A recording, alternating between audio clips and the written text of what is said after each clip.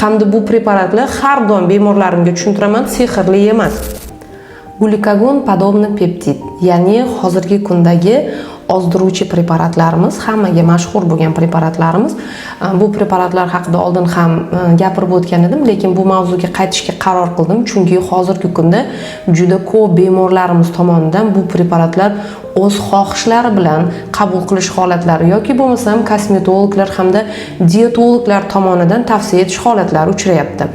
Va bu borada biz qarshimiz, chunki bu endokrinologik preparat, ya'ni bu dorini o'zi ko'rsatmasi qandli diabet ikkinchi tipli kasallar uchun yoki bo'lmasam insulin rezistentligi bor bo'lgan bemorlar uchun tavsiya etiladi. Shuning uchun bu preparatlarni qabul qilishdan oldin, ya'ni bemorda birinchi o'rinda semizlik tashxisi qo'yilgan bo'lishi kerak yoki bo'lmasa insulin rezistentlik qo'yilgan bo'lishi kerak, hamda bu preparatlarni o'ziga yarasha nojo'ya ta'sirlari hamda bu preparatlarni turli xil turlari mavjud va bu turli xil turlaridan qanday foydalanish, sxemasini qanday to'g'ri olib borish hamda bu preparatlar har doim bemorlarimga tushuntiraman, sehrli emas.